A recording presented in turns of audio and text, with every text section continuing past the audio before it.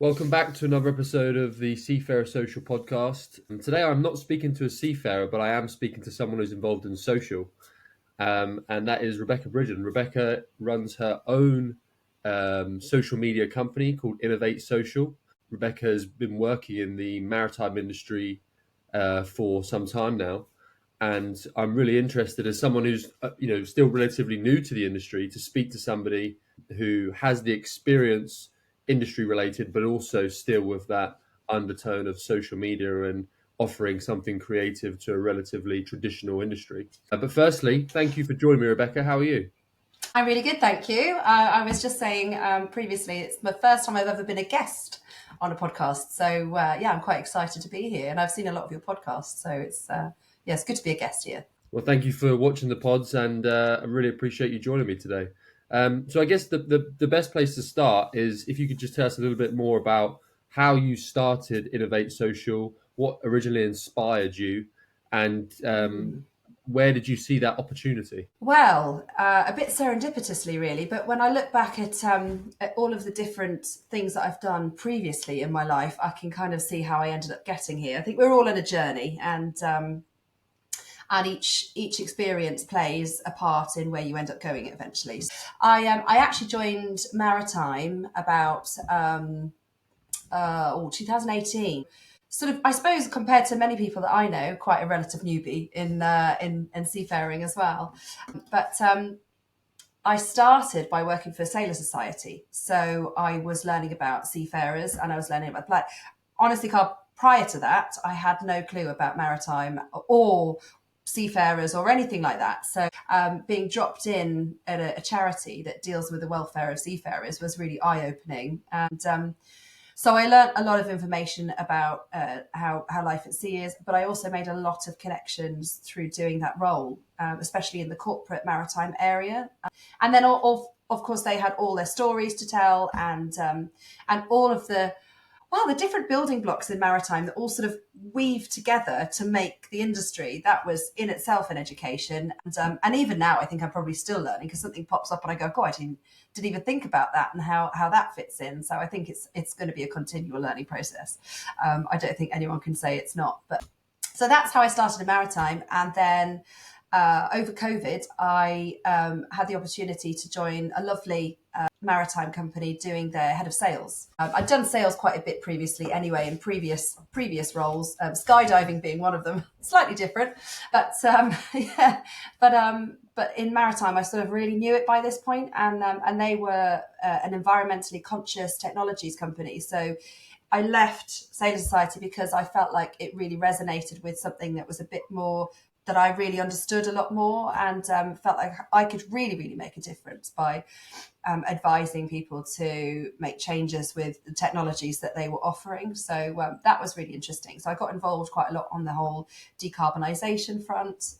So I've made a lot of connections on that side of things as well. And then whilst I was doing that, I was doing sales on LinkedIn because, of course, COVID hit and we were all confined and nobody could go out. And how do you do B2B sales, which was predominantly done face-to-face events and things like that? Well, LinkedIn sort of upped its game. And I fully embraced that, and made a fantastic digital network full of people that they inspire me actually, and started to be very good at LinkedIn and making that connection and realizing that actually the digital space is there to support you as well in sales. And so whilst I was doing this, I got noticed, and a company sort of said, do you do social media management for brands? And I thought, well, I'm quite creative. I've done many arts-based jobs, even going back.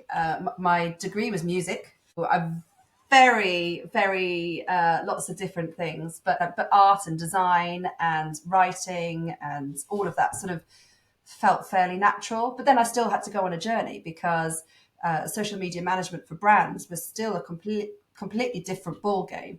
So I just said yes because when you get given an opportunity, I think sometimes the best thing to do is just say yes and then worry about it later, and then go on like a really intensive learning journey whilst you're panicking that you don't know what you're doing and you're going to let them down. But actually, they're still with me today. I'm very pleased to say, and they're a lovely company.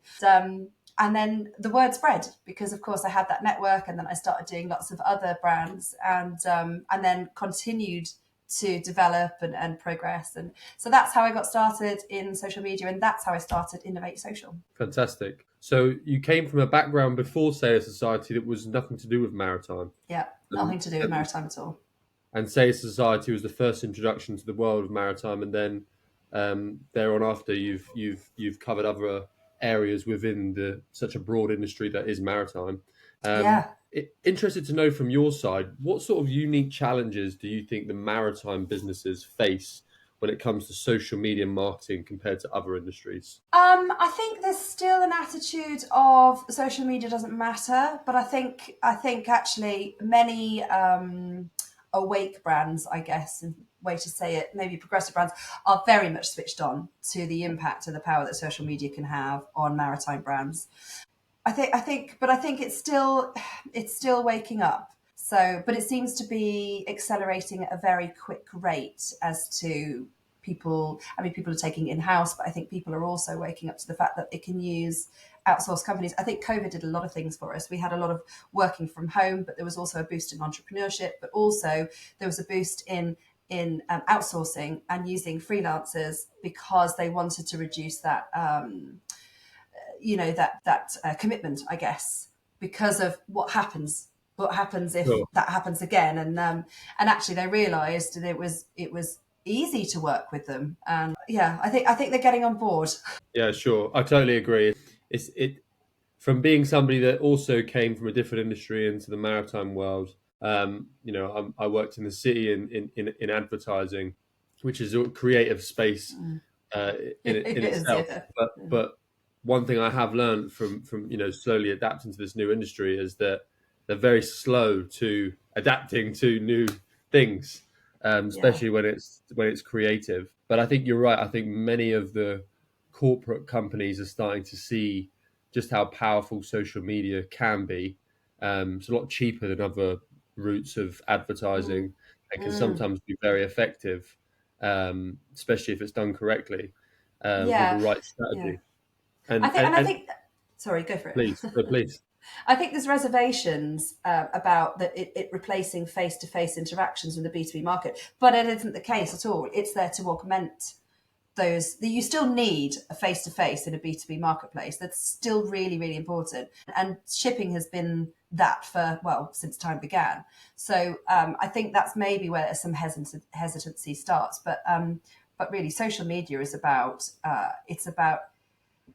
communicating and having potential clients know the brand before they even are having a meeting with people, so they're already well informed, and they know the culture, they know the people that work in it, they know how they do things, what they, that sort of thing. So it's like they know them. It's that familiarity that you're building in real time on social media. So I think it doesn't replace that face to face, but it augments it.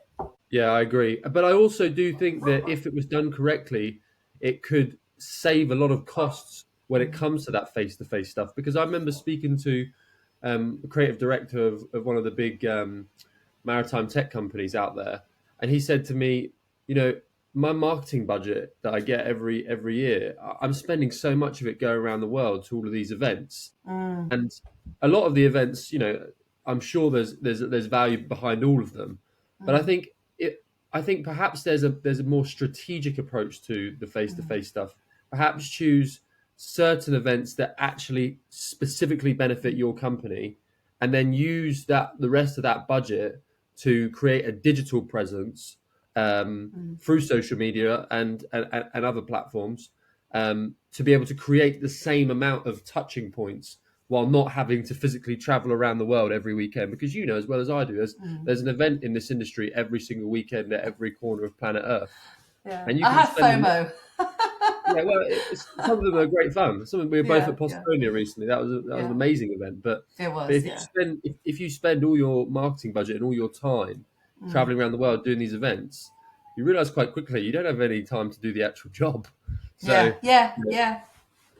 so I think companies could learn a lot. They could save a lot of money, save a lot of time, and put Yeah. that budget towards something that can create, in some essence, an even bigger impact as well. Because I can connect with much more people in one day digitally than I can physically. Oh, absolutely. And actually, prior to an event, what I often do is I make a list of all the people that I would like to try and catch up with, strategically, see if they're at that event, and then make the. I mean, I think we try to. I think Yeah, Posidonia is a bit different, so everything changes at the last minute, as we know. But we try to catch up ourselves. So we sort of go. We know who we want to have a conversation with. LinkedIn is fantastic because that network is just so much bigger than any event that you can go to, so you can make those connections prior to going, and then you can cement them at that event. But you like you're saying, you've got to pick the right events because budgets only stretch so far, and you want to maximize the opportunity of those events. So I think a holistic approach by using that social media with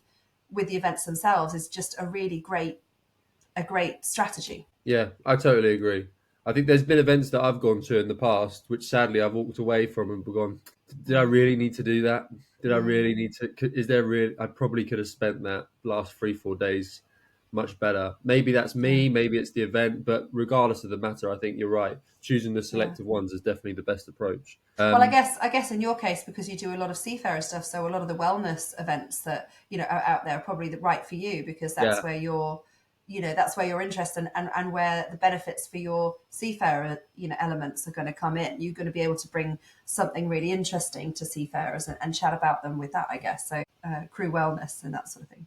yeah, for sure. The biggest one coming up is Crew Connect in Manila. That's a Yeah. big one for crew and seafarers.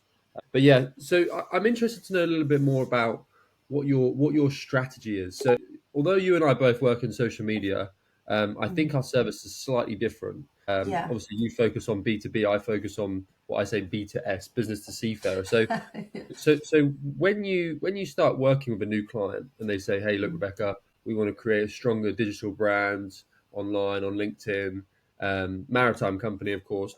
How do you kind of tailor your strategy to sort of meet their needs? Well, quite complex. I had a really good strategy meeting yesterday, actually, which I do actually genuinely get fired up and enjoy. So there is a framework to generally sort of abide by. And when we hear the bandy things of narratives and yada, yada, yada, but social media should fit in the wider scope of a marketing strategy. I do have lots of companies that come to me, they don't have marketing strategies. So that's a common thing, but it shouldn't put you off looking at social media, even if you don't, because it can be standalone, but it also is a great fit into a wider marketing strategy and sales strategy. So what I do is I look at the sales strategy, I look at the marketing strategy, and then from that I have a look at the social media framework about how that can support it, how it can augment what they're trying to achieve. So there's consistency across the board. So there's three frameworks. So I do three pillars within the framework, and I want to create sort of an engagement, a demand generation where you're not asking anything of anybody other than a sort of a lightweight sort of share or comment or just get to know the company. It's more about brand awareness, and then as the company sort of gotten that brand awareness engaged, then you can do a couple of things here and there where you might sort of like a lead magnet where you might draw them in, which will then feed into your sales process. So this is what I'm saying to you about what messaging are you wanting to put out? How are you wanting to frame your company? So all of that is taken into consideration as to the strategy of the social media and how it will feed into that demand generation, then how it will feed into your lead magnet type stuff, which is a much, much smaller amount than you would think, because people don't want to be sold to. They're not on social media to be sold to. So they're there to enjoy, learn, especially on LinkedIn, and communicate what's going on in the industry. Everybody's on there selling to everybody else, very subtly.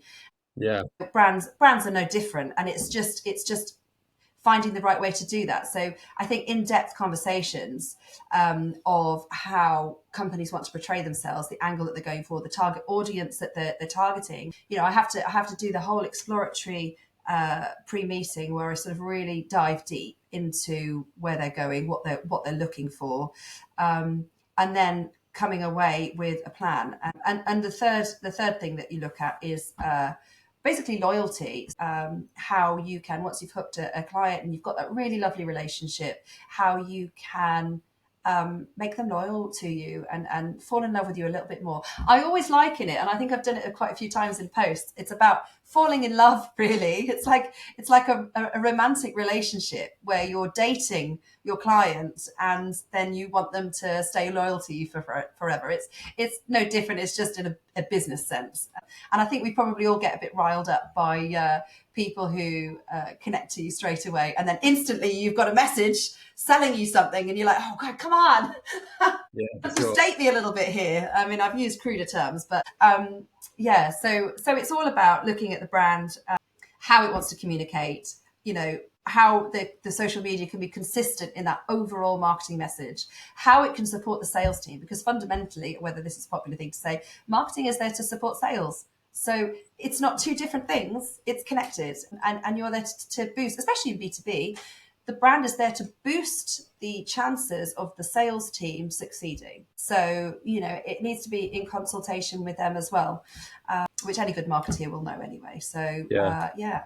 I totally agree, and a really, really, really important point, I think, for maybe people out there that are looking to start their own business. I think the relationship you have with the client sometimes goes further than the product itself. Of course, delivery is so important, but the Yeah. clients in my current business and my previous business, the clients that have paid me the most and stayed with me the most, I've always had an extremely good relationship with.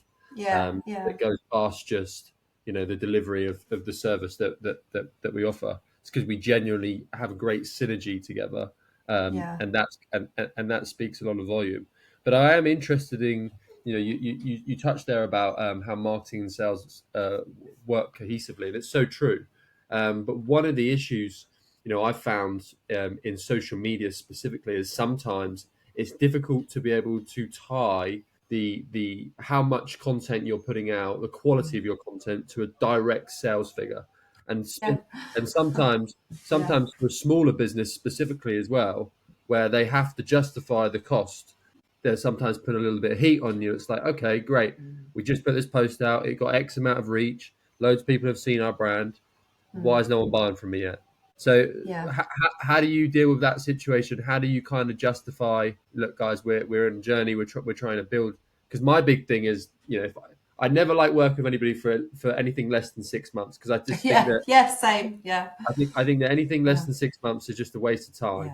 Yeah. Yeah. I agree. If we can stick together for 6 months, I genuinely believe at that point you'll be able to see, because it spreads and it becomes organic. So how do you justify the numbers towards direct sales? Because sometimes that can be really tough for social media It's managers. really tough, actually. It is really tough. And you've hit the nail on the head there, because you've also got the dark analytics that go on with social media. Like, for instance, somebody will see something on a social media page and screenshot it and send it via Yeah, WhatsApp to their friend and say, "Have you seen this?"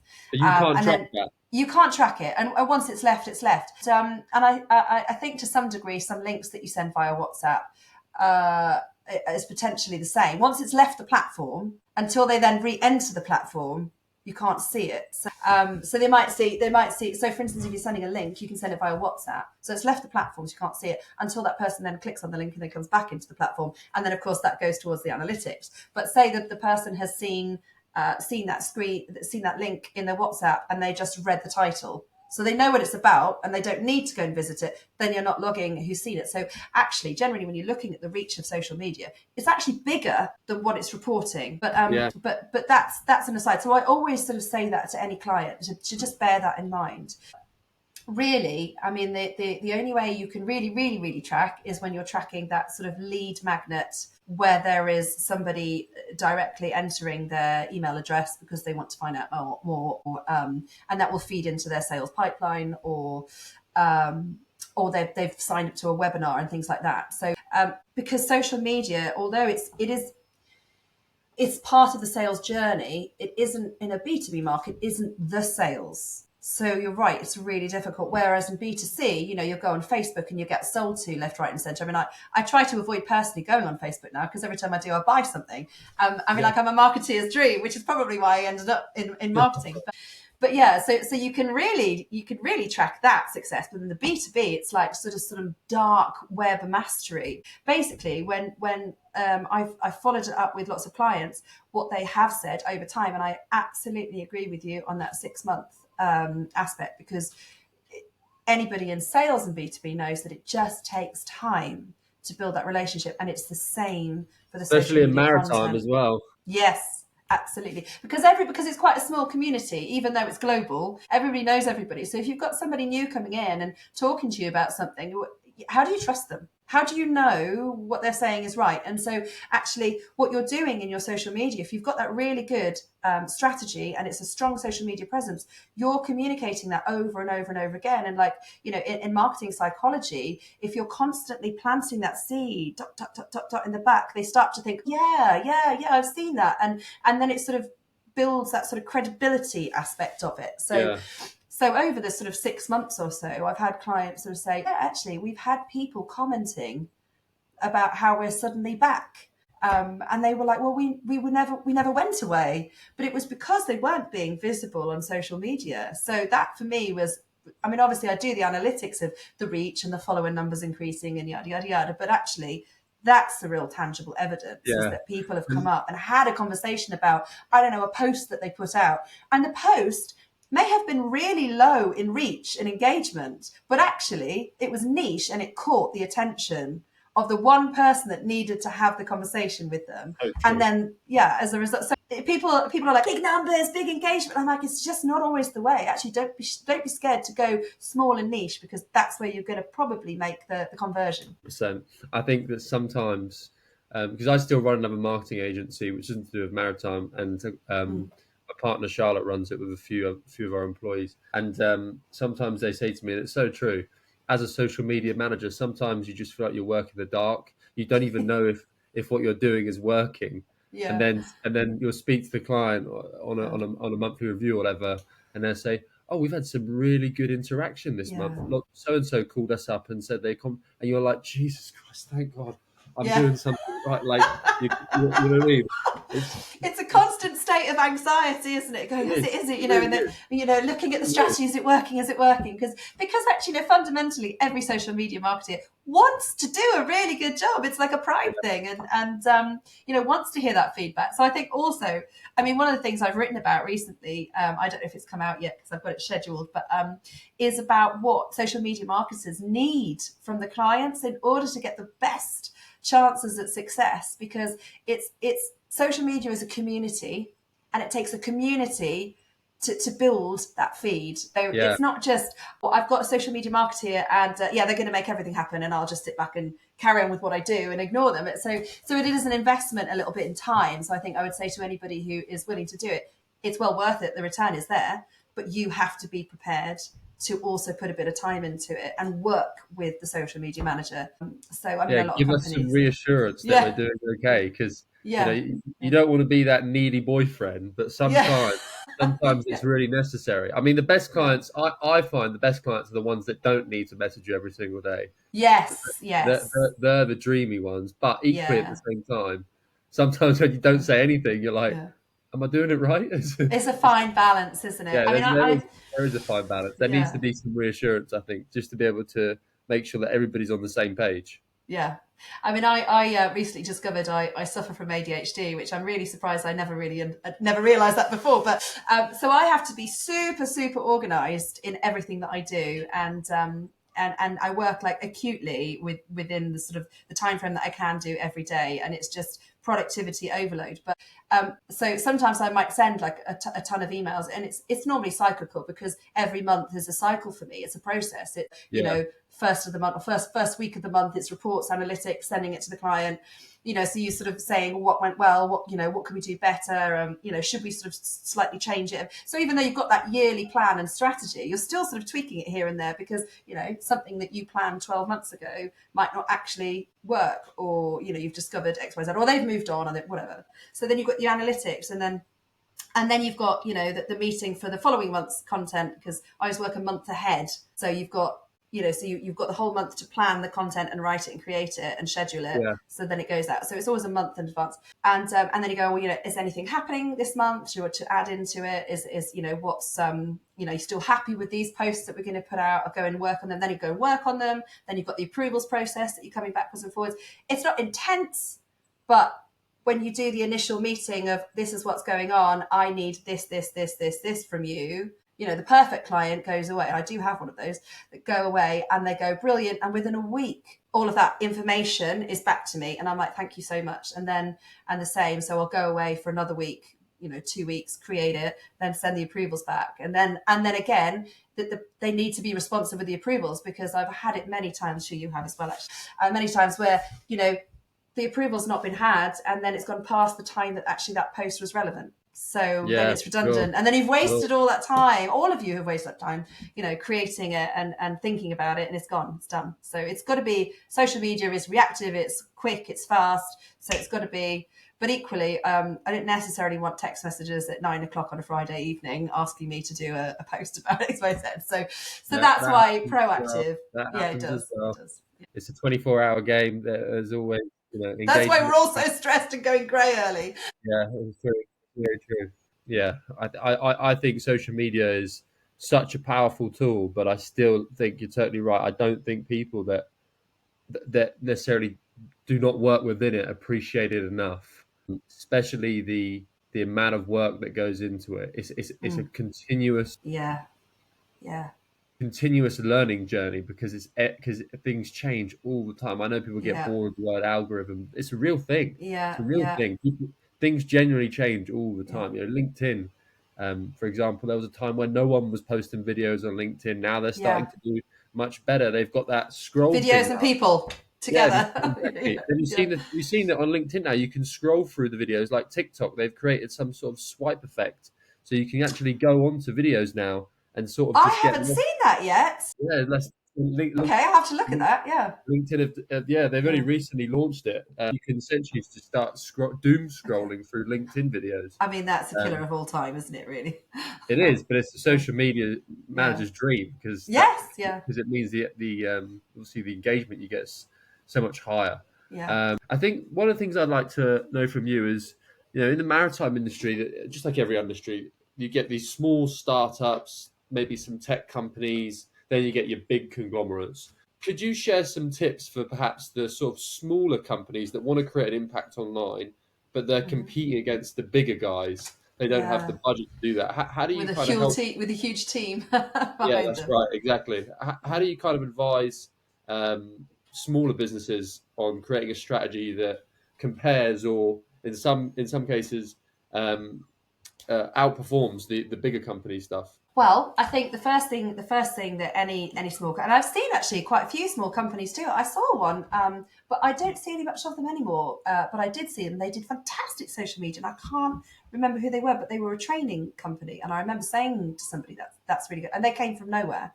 just boom out of the blue, because they had really great at social media and marketing in place. They did. So I would say, first of all, you really need to understand what it is, where the industry lies, what's going on in the industry. So, really understand the context with which you are about to start marketing your company on social media.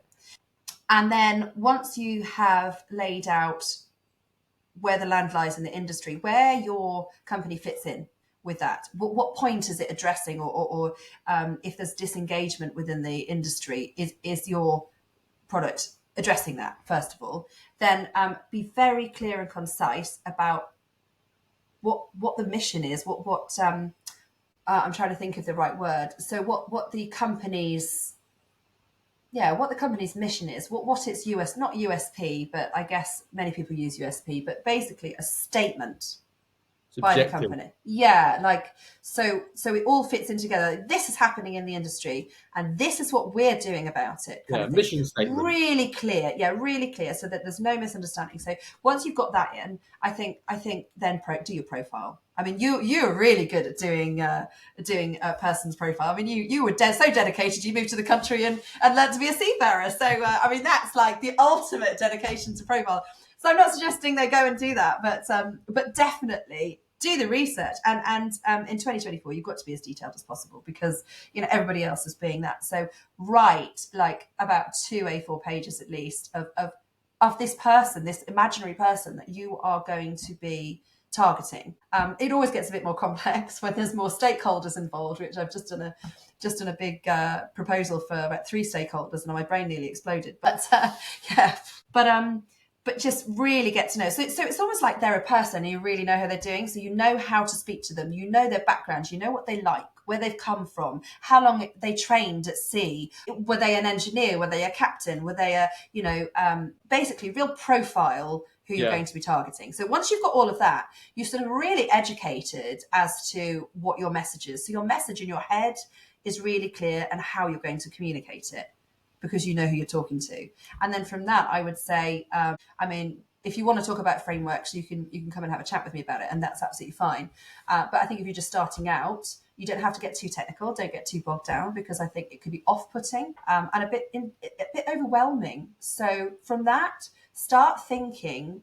What I used to do in the very, very beginning, before I sort of started looking at strategy and frameworks and things like that, was I used to just bullet point, because you're thinking about your company all the time, and you're thinking about, I don't know, questions you might get asked all the time, or and then categorize them in narratives. Like, what is it you're wanting to communicate? Why are you wanting to communicate these things? Like, I guess an engineering company, it might have a fantastic product directed to superintendents, on board ships, that's going to really save them like loads of time doing oil changes or something like that. So they're going to want to probably showcase the technicality of it, because that superintendent's going to understand the technical dialogue. Yeah. So you're gonna showcase why it's good. Then you could maybe have a look at them getting to know the brand, so who the people are that's going to be in touch with them. So you're doing a sort of behind the scenes kind of look at, the people around. So you've got these themes starting to emerge. So then you sort of categorize them, and then you just bullet point all the different things that you could think of to do. And it takes a lot of work to do that. And then what I used to do after that, and I still actually do this when I'm writing the plan after I've done the strategy, and then I'd expand the bullet points to be a post, and See. just, yeah. And And then that's so how it you've got, translates into your content strategy as well. yeah, yes, I see. absolutely. So you're color coding. Well, I color because the ADHD thing, everything's color coded, and then I put it into a calendar. So I've got a yearly calendar on a spreadsheet of the months and the dates, and then where that fits in. If that's Yeah. a demand generation and an emotional post that people might want to reshare or comment or things like that. If it's a lead magnet, so it's a sales tool, and if it's that loyalty aspect as well, and what you're trying to achieve, is it the technical, is it the human thing? I mean, there's no set way to do this. I think I want to make that Yeah. really clear. Like, everybody will say, you must do it this way or follow these steps for that way. And when I started out, obviously on that massive, intense learning journey, just absorbing everything, and realized actually you can do it any way you like. There's a right way, there's a wrong way, but there's a million right ways. And Yeah. actually, it's down to you. It's how you think it, and how you think is all down to your personal experience and background and knowledge. And so, just find what works for you. Experiment. Don't be afraid to get it wrong. We've all done some boo boos in our time, I'm sure. But you know what? If we hadn't done that, we would never have learned not to do that. And if you sit there and you go, I'm too scared, I might get it wrong, then you will never be on there and you will never get the benefits. So I you've just totally got to agree. take a breath, go and do it. Testing is so important. Yeah. Sometimes I think people have to slightly step out of their ego, forget about being cringy, and just go for it. There's so many people. I know so many people that have fantastic businesses that would excel so much from doing LinkedIn content and things like that, but they're too scared to put their face in front of a camera in case people judge them. They think it's cringe. I think that you kind of have to just step out of that and just go for it, because those who do are the ones that reap the rewards in Yeah. terms of getting Yeah. bigger name, more traffic towards their product, Yeah. and essentially building a better business. Thank you, Rebecca, so much for talking to me today. It's been a really insightful episode, completely different to my usual style, and I knew that coming in. But I think that you and I, we both offer a service to an industry where there's not that many people that do anything similar to us, really. Yeah. Yeah. Oddly, yes. Yeah, oddly enough. But Yeah. I think there's a lot of value that both of us can provide to the industry. Hopefully, we can work together on some projects in the future. Um, Absolutely. Yeah. but in the meantime, let's stay connected, and yeah, thank you so much. And thank you for having me on here. I feel very honoured. Yeah, it's been awesome. See you soon. Take care, Carl. Bye.